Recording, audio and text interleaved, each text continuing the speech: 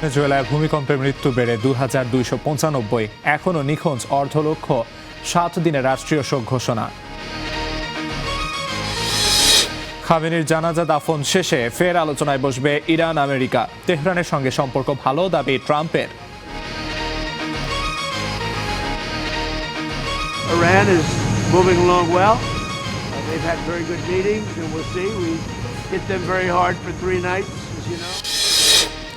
সর্বোচ্চ নেতাকে বিদায় জানাতে প্রস্তুত ইরান। ইতিহাসের বৃহত্তম জানাজার পরিকল্পনা, শনিবার থেকে শুরু আনুষ্ঠানিকতা। তীব্র তাপপ্রবাহে বিপর্যস্ত ইউরোপ আমেরিকা। ইউরোপে প্রাণহানি ১,৫০০-এর ঘরে, পুড়ছে ফ্রান্স। নিউ ইয়র্কে জরুরি অবস্থা। পশ্চিমবঙ্গে এবার রেশন সুবিধা হারাতে যাচ্ছে ভোটার তালিকা থেকে বাদ পড়া ৯০ লাখ মানুষ। মানবাধিকার কর্মীদের ক্ষোভ।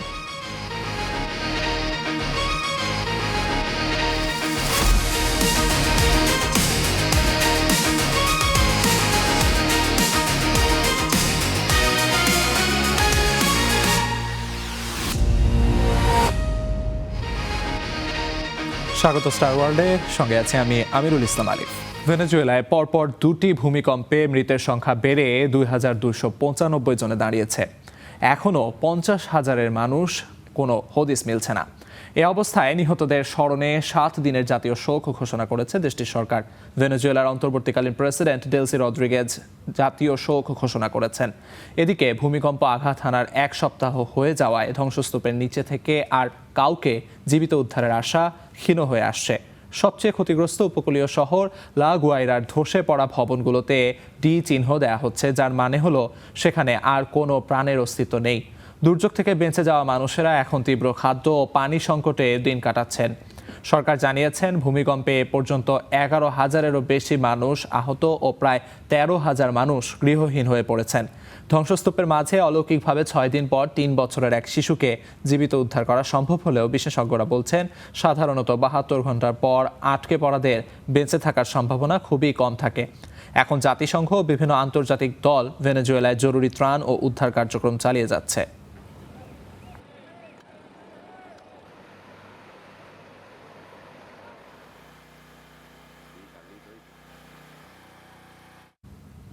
ভেনেজুয়েলায় পরপর 2টি ভয়াবহ ভূমিকম্পের 1 সপ্তাহ পেরিয়ে গেছে। সময় যত গড়াচ্ছে, ধ্বংসস্তূপের নিচ থেকে কাউকে জীবিত উদ্ধারের আশাও তত ক্ষীণ হয়ে আসছে। কিন্তু এই চরম হতাশার মাঝেও প্রিয়জনদের ফিরে পাওয়ার এক অদম্য সংকল্প বুকে নিয়ে লড়াই করছেন হাজারো মানুষ। তাদেরই একজন হুয়ান আন্দ্রে, যিনি মা, স্ত্রী, সন্তান সহ গোটা পরিবার হারিয়ে এখন পাগল প্রায়। স্বজনদের খোঁজার পাশাপাশি অন্যদের উদ্ধারেও সহায়তা করছেন আন্দ্রে। ধসে পড়া ভবনের সরু সুড়ঙ্গ দিয়ে ঢুকে যাচ্ছেন তিনি। কখনো আবার প্রচণ্ড ঝুঁকি নিয়ে গর্তে নেমে ধ্বংসস্তূপে খোঁড়াখুড়ি করছেন। ভেনেজুয়েলার উপকূলীয় শহর কারাবেলেদার ধ্বংসাবশেষের ভেতর ঘুরে বেড়ানো এই মানুষটি হুয়ান আন্দ্রে। একজন স্থানীয় বাসিন্দা হুয়ান কোনো পেশাদার উদ্ধারকর্মী নন। ভূমিকম্পের পর স্বজনদের খুঁজতে এসে নিজেই জড়িয়ে পড়েন উদ্ধার অভিযানে। তারপর থেকে রাত দিন তিনি মানুষ বাঁচানোর লড়াই করে যাচ্ছেন। এটা হতাশাজনক, কারণ আমি আমার পরিবারের কাছে পৌঁছাতে পারিনি, কিন্তু স্রষ্টা আমাদের বলেছেন অন্য লোকের সাহায্য করতে হবে। হুয়ান জানালেন, প্রথম দিনে কয়েকজনকে জীবিত বের করতে সহায়তা করেছেন, কিন্তু সময় যত গড়াচ্ছে জীবিতদের বাঁচানো ততই কঠিন হয়ে উঠছে। খালি হাতেই 9 জনকে বের করে এনেছি। আমি কোনো উদ্ধারকারী নই, দমকল কর্মী বা প্যারামেডিকও নই। প্রথম 2 দিন জীবিত মানুষকে বের করা গেছে। তৃতীয় দিন থেকে এখন পর্যন্ত কাউকে জীবিত পাইনি, কিন্তু আমার বিশ্বাস অটুট যে আমি আমার পরিবারকে উদ্ধার করব। ভূমিকম্পের সময় তিনি বাড়ি ছিলেন না। ফিরে এসে দেখেন বাড়িটি ধ্বংসস্তূপে পরিণত হয়েছে। তার বিশ্বাস, ধসে পড়া এই ভবনের নিচেই আটকে রয়েছে তার পরিবারের নিখোঁজ সদস্যরা। আমি এখানে টাওয়ারটা ছাড়া আর কিছুই পাইনি। আমার মা, বোন, ভাগ্নি, মেয়ে, ভগ্নিপতি, স্ত্রী সবাই এখানে ছিল। দেশি বিদেশি সাহায্যকারী আসুক বা না আসুক, আমরা কাজ চালিয়ে যাব। কর্তৃপক্ষের ধারণা, হুয়ানের স্বজনদের মতো ধ্বংসস্তূপগুলোর ভেতর হাজারো মানুষ হয়তো আর বেঁচে নেই, নয়তো মৃত্যুর প্রহর গুনছে। আধুনিক যন্ত্রপাতি দিয়ে প্রাণের স্পন্দনের ক্ষীণ শব্দ শনাক্ত করতে পারাটাই এখন জীবন মৃত্যুর পার্থক্য তৈরি করছে। Zahidur Rahman, Star News. ইরানের প্রয়াত সর্বোচ্চ ধর্মীয় নেতা আয়াতুল্লাহ আলী খামেনির জানাজা ও দাফন শেষে ফের আলোচনায় বসবে যুক্তরাষ্ট্র ও ইরান। দোহায় পরোক্ষ আলোচনা শেষে কথা জানিয়েছে কাতার। মধ্যস্থতাকারী কাতার ও পাকিস্তান জানায় আলোচনায় ইতিবাচক অগ্রগতি হয়েছে। অন্যদিকে ট্রাম্প দাবি করেছেন সম্প্রতি 3 দিন হামলা চালালেও ইরানের সাথে তাদের সম্পর্ক ভালোই রয়েছে। গাজা ও দক্ষিণ লেবাননে হামলা চালিয়ে যাচ্ছে ইসরায়েল।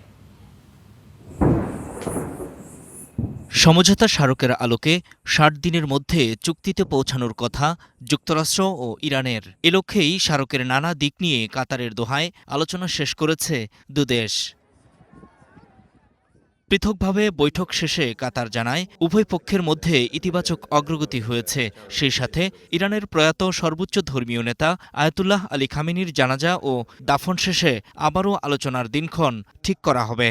কাতার ও পাকিস্তানের মধ্যস্থতাকারীরা দোহায় মার্কিন ও ইরানি আলোচকদের সঙ্গে পৃথক বৈঠক শেষ করেছেন। এতে ইসলামাবাদ সমঝোতা স্মারক সম্পর্কিত বিষয়গুলিতে ইতিবাচক অগ্রগতি হয়েছে।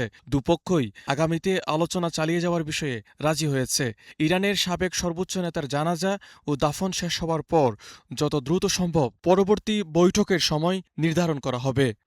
বৈঠকের বিষয়ে ইরান জানিয়েছে সমঝোতা স্মারক লঙ্ঘনের অভিযোগ নিয়ে প্রতিবেদন জমা দেয়া এবং বিষয়টি নিয়ে আলোচনা চালিয়ে যেতে ওয়াশিংটনের সঙ্গে একটি যোগাযোগ চ্যানেল তৈরি করা হবে। অন্যদিকে আলোচনার বিষয়ে মার্কিন প্রেসিডেন্ট ডোনাল্ড ট্রাম্প দাবি করেছেন কাতারে পরোক্ষ আলোচনা চলার পাশাপাশি যুক্তরাষ্ট্রের সঙ্গে ইরানের সম্পর্ক ভালো রয়েছে। Iran is moving along well. ইরানের পারমাণবিক নিরস্ত্রীকরণ ভালোভাবে এগোচ্ছে। দুপক্ষের খুব ভালো বৈঠক হয়েছে, দেখা যাক। আপনি জানেন আমরা টানা 3 রাত তাদের উপর তীব্র হামলা চালিয়েছি, তবে আমাদের মধ্যে বেশ ভালো বোঝাপড়া তৈরি হচ্ছে। আমার ধারণা ইরান ঠিক আছে। I think they're fine. এদিকে সাবেক মার্কিন কূটনীতিক গর্ডন গ্রে বলেছেন কাতারে অনুষ্ঠিত এই পরোক্ষ আলোচনা দুদেশের মধ্যে আস্থা তৈরির ক্ষেত্রে সহায়ক হবে। আল জাজিরাকে তিনি বলেছেন উভয় পক্ষের আলোচনায় অংশগ্রহণ প্রমাণ করে তারা যুদ্ধবিরতি বজায় রাখার পাশাপাশি সমঝোতায় পৌঁছাতেও আগ্রহী। যুক্তরাষ্ট্র ও ইরান যখন আলোচনার টেবিলে, ইসরায়েল তখনও বোমা হামলা চালিয়ে যাচ্ছে গাজা ও লেবাননে।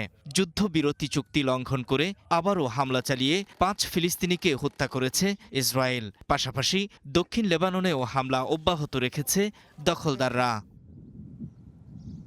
নূর মোহাম্মদ, স্টার নিউজ। প্রয়াত সর্বোচ্চ নেতা আয়াতুল্লাহ আলী খামেনির জানাজা উপলক্ষে ব্যাপক আয়োজন করতে যাচ্ছে ইরান। শনিবার থেকে ইরান, ইরাক 2 দেশের 5টি শহরে নানা আয়োজনে শোক জানাবে সাধারণ মানুষ। শুধু তেহরানেই 2 কোটি মানুষ খামেনির জানাজায় অংশ নেবে বলে আশা করছে কর্তৃপক্ষ। এটি হতে যাচ্ছে দেশটির ইতিহাসে সবচেয়ে বড় ও দীর্ঘ রাষ্ট্রীয় জানাজা ও দাফন। ইরানের সড়ক অলিগলি ছেয়ে গেছে প্রয়াত নেতা আয়াতুল্লাহ আলী খামেনির ছবিতে। প্রস্তুতি চলছে ইরানের ইতিহাসে সবচেয়ে বড় জানাজা আয়োজনের। শনিবার থেকে শুরু হচ্ছে 6 দিনের কর্মসূচি। ইরান ও ইরাকের 5টি শহরে অনুষ্ঠিত হবে বিভিন্ন পর্ব। প্রথম 2 দিন তেহরানের মোসাল্লা প্রেয়ার কমপ্লেক্সে রাখা হবে খামেনির মরদেহ। সোমবার 10 কিলোমিটার দীর্ঘ শোকযাত্রা যাবে ইমাম হোসেন স্কয়ার থেকে আজাদে স্কয়ার পর্যন্ত। শুধু তেহরানেই প্রায় 2 কোটি মানুষ এই শোকযাত্রায় অংশ নেবে। এরপর মরদেহ নেওয়া হবে কোম শহরে। শিয়া মুসলিমদের অন্যতম গুরুত্বপূর্ণ ধর্মীয় কেন্দ্র হিসেবে পরিচিত কোমের ফাতিমা মাসুমা মাজার ও জামকারান মসজিদে অনুষ্ঠিত হবে পরবর্তী কর্মসূচি।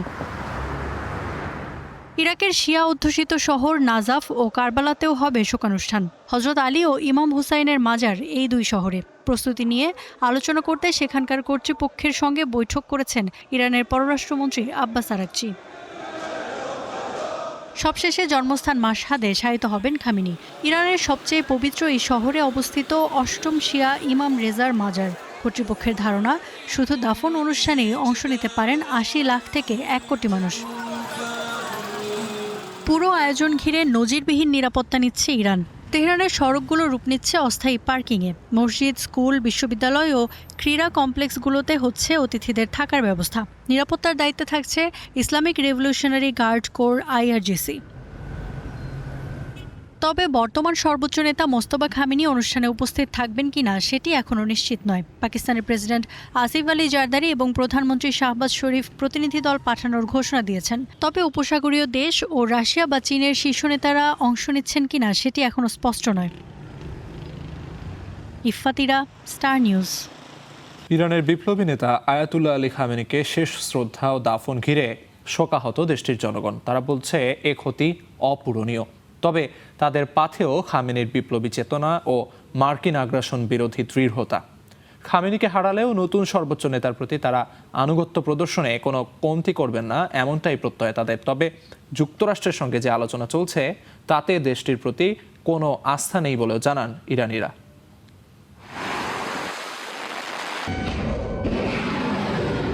মার্কিন ও ইসরায়েলি হামলায় ইরানের সবচেয়ে বড় যে ক্ষতি হয়েছে তা সর্বোচ্চ নেতা আয়াতুল্লাহ আলী খামেনিকে হারানো।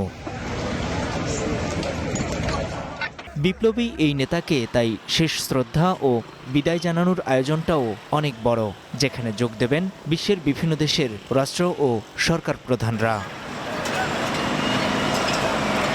জানাজা সামনে রেখে সাধারণ মানুষের মাঝেও বিরাজ করছে শোকের আবহ।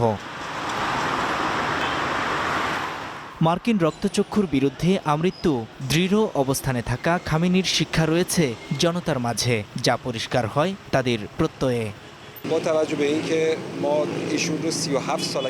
এটি আমাদের জন্য অত্যন্ত বেদনাদায়ক। প্রায় 36 থেকে 37 বছর ধরে তিনি আমাদের দেশের নেতা ছিলেন। আমি ব্যক্তিগতভাবে তাকে অত্যন্ত সহানুভূতিশীল এবং দেশের সব বিষয়ের প্রতি নিবেদিত নেতা হিসেবে দেখেছি। তার অনুপস্থিতির শূন্যতা দীর্ঘদিন পূরণ হবে না বলে আমি মনে করি।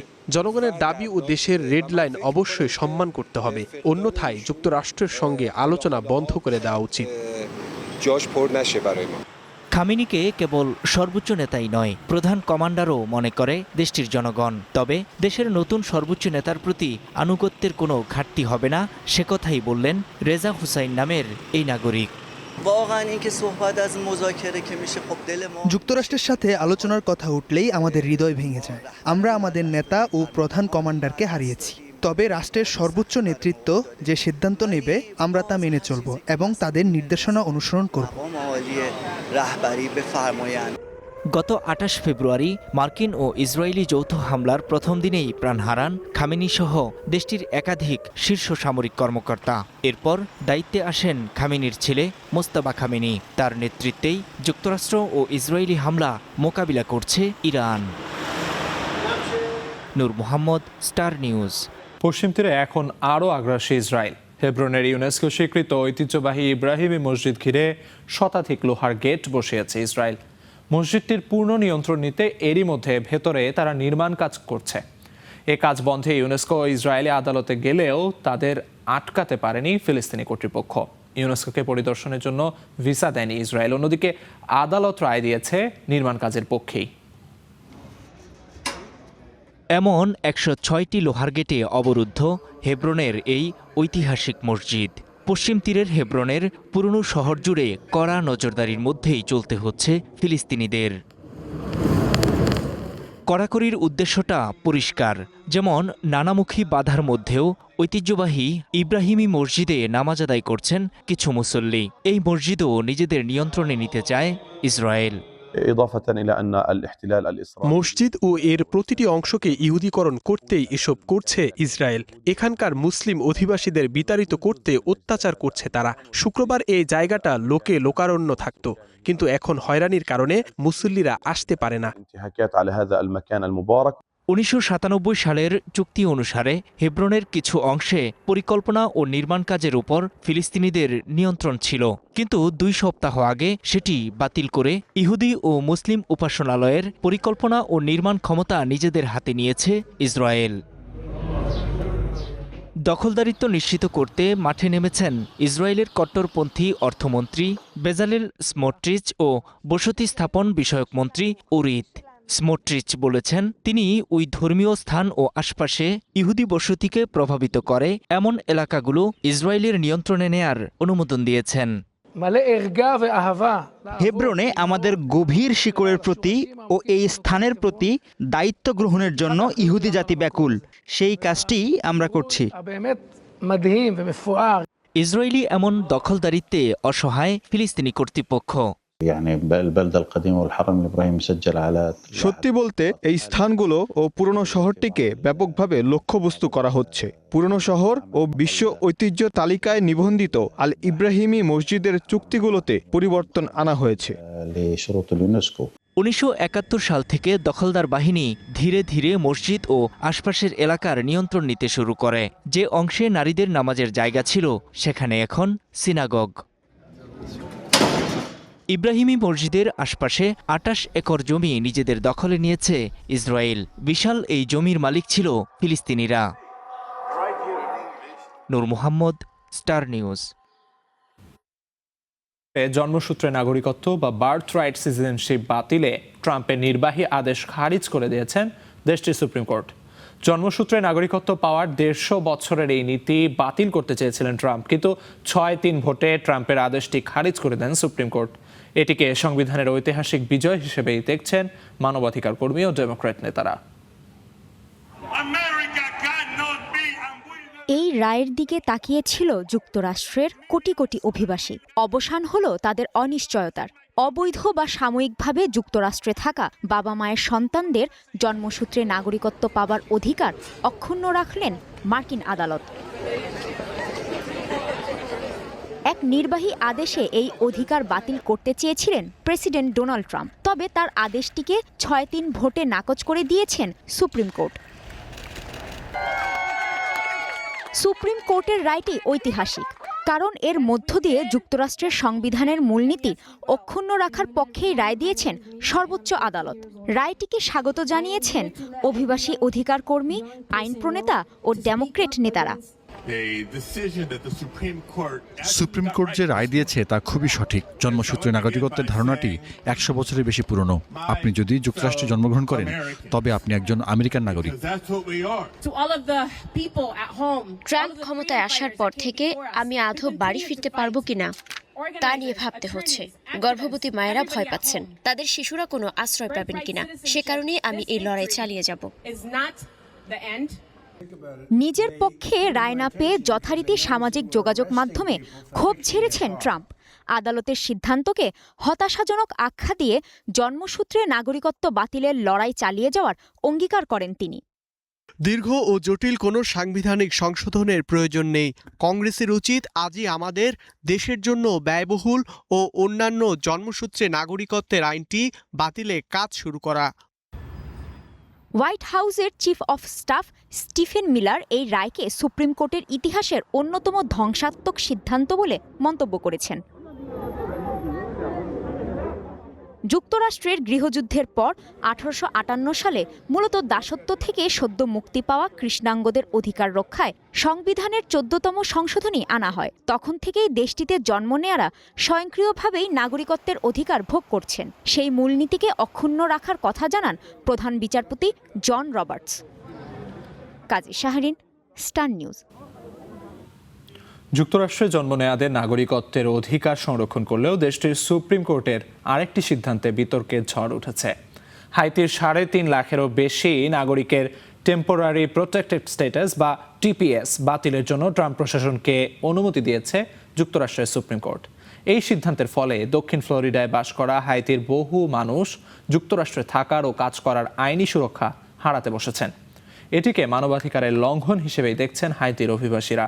তারা বলছেন, টেম্পোরারি প্রোটেক্টেড স্ট্যাটাস বা টিপিএস এর উদ্দেশ্য ছিল কোনো দেশের পরিস্থিতি অস্থিতিশীল হলে সেই দেশের মানুষের মানবাধিকার রক্ষা করা। আদালতের এই আদেশ সেই মানবাধিকারকেই লঙ্ঘন করেছে বলে মনে করছেন তারা। হাইতিতে ক্রমবর্ধমান গ্যাং সহিংসতা, রাজনৈতিক অস্থিরতা ও মানবিক সংকটের মধ্যে এই রায় দেশটির অভিবাসীদের ভবিষ্যৎ নিয়ে অনিশ্চয়তা তৈরি করেছে।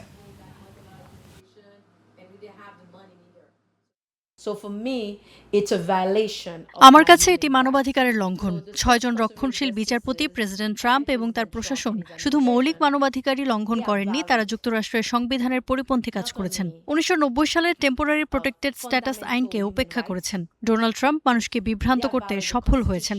তিনি মিথ্যা বক্তব্য দিয়ে মার্কিন সমাজে অভিবাসী বিরোধী মনোভাব তৈরি করছেন, বিশেষ করে হাইতিয়ান ও কৃষ্ণাঙ্গ অভিবাসীদের বিরুদ্ধে। এবার পাকিস্তানের ভূখণ্ডে বিমান হামলা চালিয়েছে আফগানিস্তান। তালেবান সরকার এই দাবি করেছে। অন্যদিকে পাকিস্তান জানিয়েছে তাদের নিরাপত্তা বাহিনী বালুচিস্তানের আকাশে প্রবেশ করা 4টি ড্রোন ভূপাতিত করেছে। আফগানিস্তানের প্রতিরক্ষা মন্ত্রণালয় জানায় তাদের বাহিনী পাকিস্তানের বালুচিস্তান প্রদেশের সারানান শহরে কথিত আইএস জঙ্গিদের একটি ঘাঁটিতে বিমান হামলা চালায়। এছাড়া খাইবার পাখতুনখোয়া প্রদেশের আরও কয়েকটি স্থানে হামলা চালানো হয়েছে। পাকিস্তানের সামরিক বাহিনী আরেক বিবৃতিতে জানিয়েছে বেলুচিস্তানের আকাশে ড্রোন শনাক্তের পর সেগুলো ভূপাতিত করা হয়েছে। তবে আফগানিস্তানের হাতে কোনো যুদ্ধ বিমান নেই। দেশটিতে 6টি উড়োজাহাজ ও 23টি হেলিকপ্টার রয়েছে। এছাড়া তালেবান বাহিনীর কিছু ড্রোন রয়েছে যা অতীতে পাকিস্তানের সঙ্গে সংঘর্ষে ব্যবহার করা হয়েছে। পাকিস্তানের অভিযোগ, আফগানিস্তান তাদের ভূখণ্ডে এমন জঙ্গিদের আশ্রয় দিচ্ছে যারা পাকিস্তানে হামলার পরিকল্পনা করে।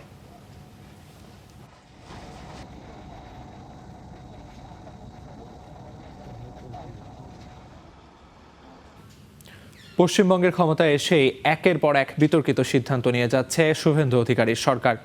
এবার সরকারি রেশন ও কল্যাণ সুবিধাও সীমিত করতে যাচ্ছে বিজেপি।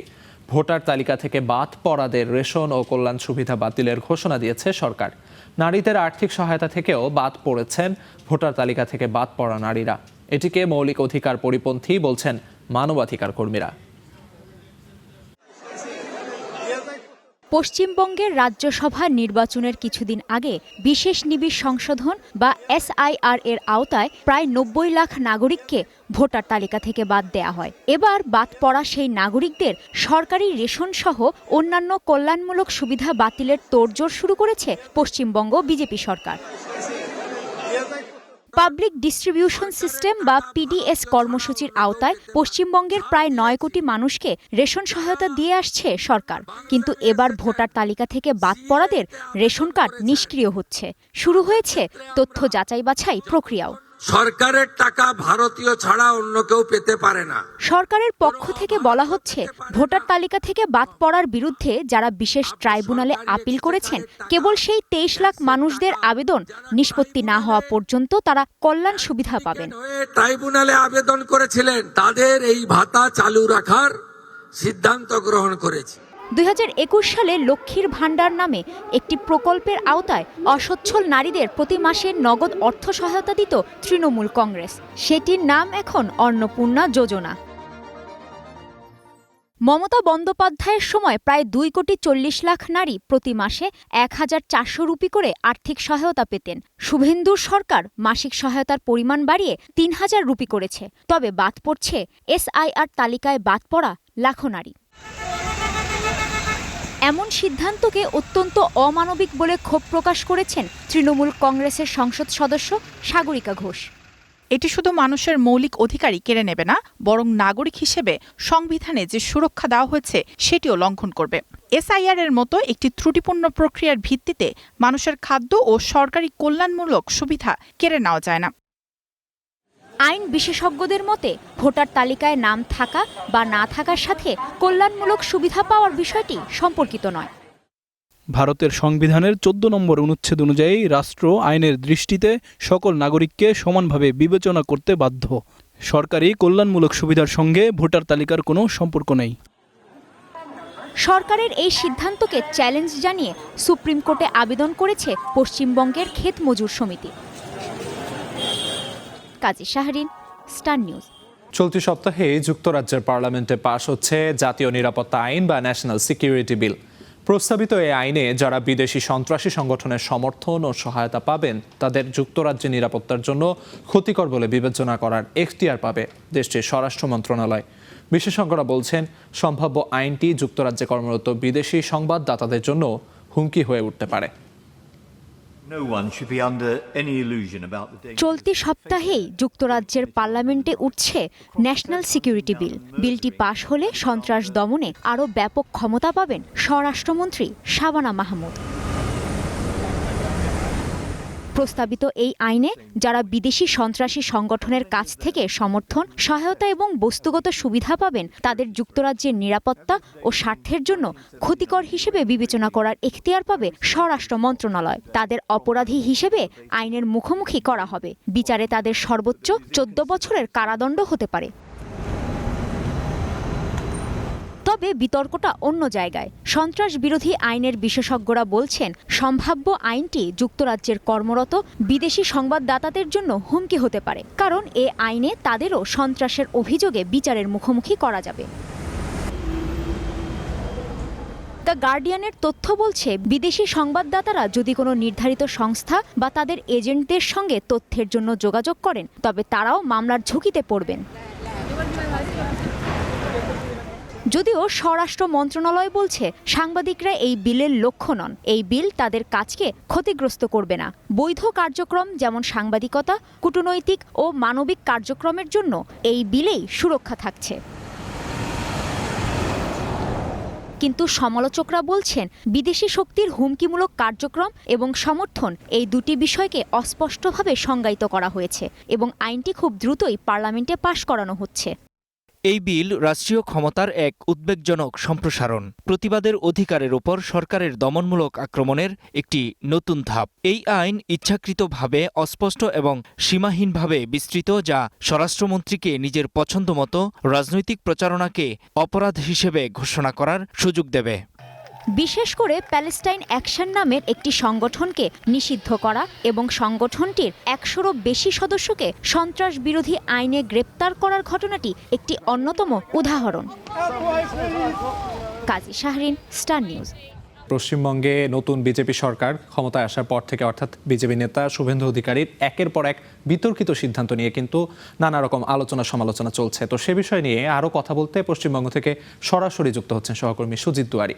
সুজিত, পশ্চিমবঙ্গের যেমনটি আমরা জানতে পেরেছি ৯০ লাখ নাগরিককে ভোটার তালিকা থেকে বাদ দেওয়া হয়েছে। তো এই নাগরিক, এই ৯০ লাখ মানুষ, তারা কি সরকারি কোনো সুযোগ সুবিধাই পাবেন না?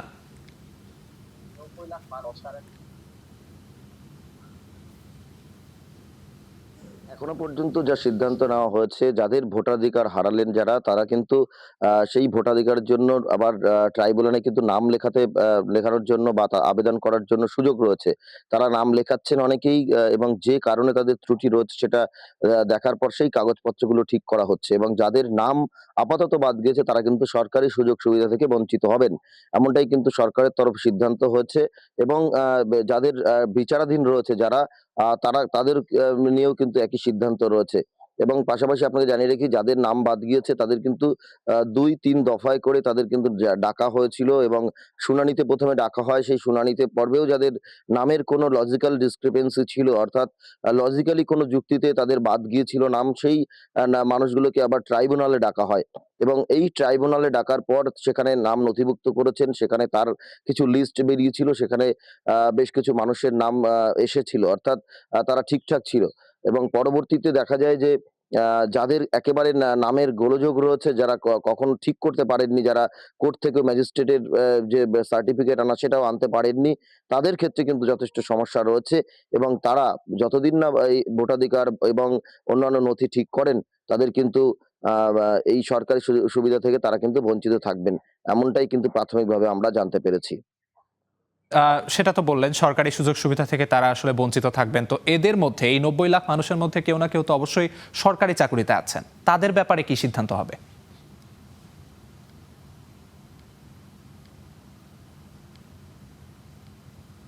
এখনো পর্যন্ত সরকারের তরফে কঠিন অবস্থান নেওয়া হয়নি, তবে তাদের বিষয়ে যারা ভোটাধিকার হারালেন তারা ভোট দিতে পারবেন আপাত দৃষ্টিতে, সেটা হয়েছে। তবে তারা যদি নাগরিকত্বের প্রমাণ দিতে পারেন, অর্থাৎ এদেশের নাগরিক যদি বলতে পারেন এবং দেখাতে পারেন, সেক্ষেত্রে কিন্তু এই মামলা আদালতের নির্দেশ অনুসারেই সমস্ত কিছু সম্পন্ন হবে। অর্থাৎ এই সরকারের তরফে যেটা দাবি করা হতে পারে, যাদের ভোটাধিকার হারালেন তারা যদি চাকরিজীবী হয়, সরকারি চাকরিজীবী, সেক্ষেত্রে তাদের বিরুদ্ধে কি ব্যবস্থা নেওয়া যায়। যেহেতু তিনি নাগরিকত্বের প্রমাণ বা কিছু ডকুমেন্টস দেখিয়েই কিন্তু তখন চাকরি পেয়েছিলেন, এক্ষেত্রে আদালতের উপর কিন্তু নির্ভর করতে হবে সরকারকে। আদালত কি রায় দেয়, সেই রায়ের উপর নির্ভর করে যে সেই চাকরি তার যদি সাময়িকভাবে তাকে চাকরি থেকে বসিয়ে দেওয়া হয়, পরবর্তীতে তিনি প্রমাণ করতে পারেন তিনি নাগরিক, তাহলে তাকে কি চাকরি ফেরত দেওয়া হবে, এই সমস্ত প্রশ্ন রয়েছে। কিন্তু এখনো পর্যন্ত এই বিষয় নিয়ে কিন্তু সঠিক সিদ্ধান্ত নেওয়া হয়নি। এবং যে সরকারের তরফে যেটা বলা হচ্ছে যে ভোটাধিকার হারাচ্ছেন তিনি, যিনি নিজেকে প্রমাণ দিতে পারছেন না, তবে অন্যান্য সরকারি সুবিধা থেকেও তিনি বঞ্চিত হবেন। সেক্ষেত্রে চাকরির ক্ষেত্রেও কিন্তু তাকে বঞ্চিত হওয়ার একটা সম্ভাবনা রয়েছে। কারণ যে চাকরিজীবী যিনি রয়েছেন তিনি যদি নিজেকে প্রমাণই না দিতে পারেন তিনি এদেশের নাগরিক, সুতরাং সেক্ষেত্রে কিন্তু তার বিরুদ্ধে কঠিন অবস্থানে যেতে পারে সরকার, এমনটা আমরা জানতে পেরেছি। সুজিত, এই 90 লাখের কথা তো না হয় বললেন, লজিক্যাল ডিসক্রিপেন্সির কথা নিয়ে আসলেন এবং তারা প্রমাণ দিতে পারছেন না ভারতের নাগরিক, কিন্তু আরেকটি আইনে কিন্তু 77টি মুসলিম অনগ্রসর গোষ্ঠীকে সরকারি সুবিধা থেকে বাদ দেওয়া হয়েছে। তো এ ব্যাপারে সরকারের যুক্তি কি?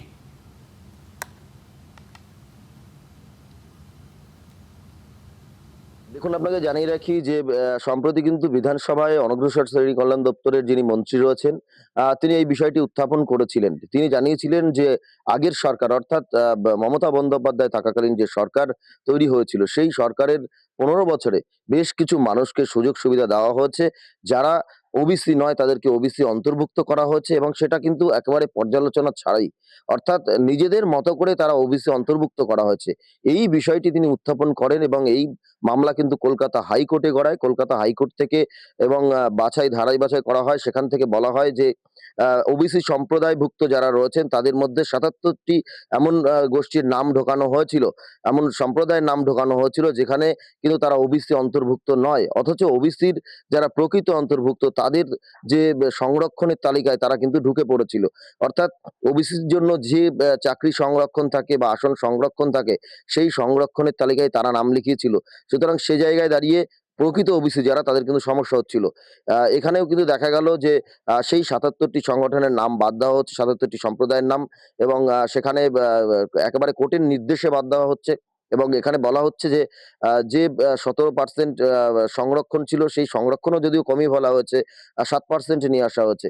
এবং এই ওবিসি সংরক্ষণের কমানো হয়েছে কারণ বিভিন্ন সম্প্রদায়ের যে মানুষ যারা ঢুকে পড়ছিলেন সেই যারা ওবিসি নয় প্রকৃত তারাও ঢুকে পড়ছিলেন, অর্থাৎ প্রকৃত ওবিসিদের জায়গা নষ্ট করছিলেন, তাদের কম্পিটিশনের যে জায়গা মার্কেট সেটা কিন্তু বাড়িয়ে দিয়েছিলেন এই যারা প্রকৃত ওবিসি নয় তারা। সেই জায়গায় দাঁড়িয়ে কিন্তু তাদেরকে ঝাড়াই বাছাই করা হচ্ছে।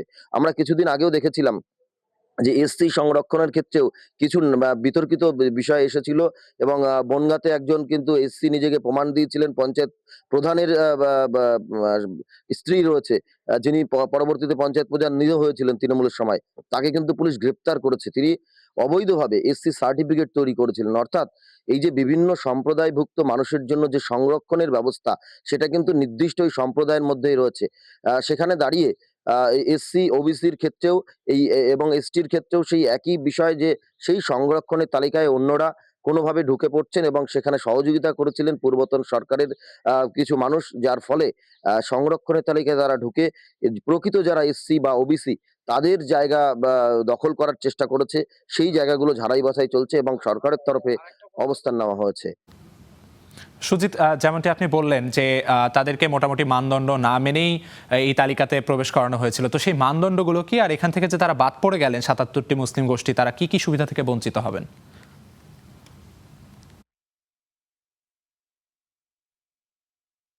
মূলত এই 77টি গোষ্ঠী যারা বাদ গেলেন ওবিসি সংরক্ষণের, অর্থাৎ ওবিসির কার্ড শো করে যে সংরক্ষণগুলো পাওয়া যেত, অর্থাৎ এই যে চাকরির ক্ষেত্রে যে সংরক্ষণ তালিকায় তারা ফর্ম ফিল আপ করতে পারতেন সেখান থেকে তারা বাদ যাচ্ছেন। তারা ওবিসি সম্প্রদায়ভুক্ত হয়ে যদি কোনো সুবিধা সরকারি সুবিধা পেয়ে থাকেন সেক্ষেত্রে কিন্তু এখনো ওবিসি বা এসসি এই সম্প্রদায়ভুক্ত যারা তাদের জন্য বাড়তি অন্য কোনো সুবিধা নেই। তাদের জন্য সরকার যে কোনো একটা মাসিক যে কোনো একটা টাকা দিচ্ছেন সেরকমও কোনো বিষয় নয়। এটা কিন্তু একেবারে চাকরি বা এই যে আসন সংরক্ষণের বিষয়, বিভিন্ন সরকারি বেসরকারি চাকরির ক্ষেত্রে সংরক্ষণের বিষয়টি এখানে আসছে। সেই জায়গায় সংরক্ষণের জায়গা থেকে তারা বাদ যাচ্ছেন। সরকারি সুবিধা যেমন যে পেতেন সেরকমই পাচ্ছেন। কিছু ক্ষেত্রে আমরা দেখেছিলাম যে লক্ষ্মীর ভান্ডারের ক্ষেত্রে এসসি অন্তর্ভুক্ত যারা তাদেরকে 500 টাকা বাড়ানো হয়েছিল। ওবিসি অন্তর্ভুক্ত যারা তাদেরকে কিছুটা বাড়ানো অন্যদের তুলনায়। এই যে বাড়ানো সংরক্ষণ যারা প্রকৃত ওবিসি বা এসসি নয় তাদের ক্ষেত্রে সেই সুবিধা থেকে তারা বঞ্চিত হবেন এবং সরকারি যে সুবিধা রয়েছে সেই সুবিধা থেকে কিন্তু তারা বঞ্চিত হচ্ছেন, কারণ সেই সংরক্ষণের তালিকায় তারা ঢুকতে পারছেন না। তারা জেনারেল ক্যাটাগরি হিসেবে ট্রিট হচ্ছেন, অর্থাৎ সাধারণ যে জেনারেল ক্যাটাগরি রয়েছে সেই ক্যাটাগরি অনুসারেই তারা ফর্ম পূরণ করবেন এবং চাকরির ক্ষেত্রে তাদের কিন্তু সেই জেনারেল ক্যাটাগরি হিসেবেই জমা দিয়ে তাদের চাকরি করতে হবে। সুজিত, আপনাকে অসংখ্য ধন্যবাদ। দর্শক, আমরা পশ্চিমবঙ্গের যে বিতর্কিত ইস্যুগুলো ছিল সেগুলো নিয়ে সরাসরি কথা বলছিলাম পশ্চিমবঙ্গের আমাদের সহকর্মী সুজিত দুয়ারির সঙ্গে। তীব্র তাপপ্রবাহে নাকাল অবস্থা ইউরোপ আমেরিকার। নিউ ইয়র্কে জারি করা হয়েছে হিট ইমার্জেন্সি। মার্কিন স্বাধীনতা দিবসের পুরো ছুটি জুড়েই বহাল থাকবে এই জরুরি অবস্থা। এদিকে গেল জুনকে 150 বছরের মধ্যে সবচেয়ে উষ্ণতম বলছে যুক্তরাজ্য। শুধু যুক্তরাজ্যই নয়, ইউরোপের অধিকাংশ স্থানে আশঙ্কাজনক হারে বাড়ছে গরম। মহাদেশ জুড়ে গরমজনিত কারণে ব্যাপক প্রাণহানি 1,500 ছুঁয়েছে। ফ্রান্সে পরিস্থিতি এত ভয়াবহ যে মরদেহ রাখার স্থান পাওয়া যাচ্ছে না মর্গে। 4 জুলাই স্বাধীনতা দিবসকে সামনে রেখে পুরো দমে উৎসবের প্রস্তুতি চলছে নিউ ইয়র্কে। হইহল্লা করতে যখন লাখো মানুষ রাস্তায় নামার জন্য তৈরি, ঠিক তখনই শহর জুড়ে জারি হলো হিট এমার্জেন্সি। সতর্ক করা হচ্ছে অনুভূত তাপমাত্রা পৌঁছাতে পারে 45 ডিগ্রি সেলসিয়াস পর্যন্ত। বুধবার থেকে কার্যকর হওয়া এই জরুরি অবস্থা পুরো স্বাধীনতা দিবসের ছুটি জুড়েই বহাল থাকবে বলে জানিয়েছে সিটি কর্তৃপক্ষ। মেয়র জোহরান মামদানি বলছেন, 2010 সালের পর সবচেয়ে উষ্ণ 4th অফ জুলাই দেখতে যাচ্ছে যুক্তরাষ্ট্র। যে কোনো অনাকাঙ্ক্ষিত ঘটনা এড়াতে শহর জুড়ে 500টিরও বেশি কুলিং সেন্টার খোলা রাখা হচ্ছে। বাসিন্দাদের দিনের সবচেয়ে গরম সময়ে বাইরে না যাওয়ার পরামর্শ দিয়েছেন মেয়র। New York City will enter a heat emergency. Heat emergency স্বাধীনতা দিবসের পুরো ছুটি জুড়ে বহাল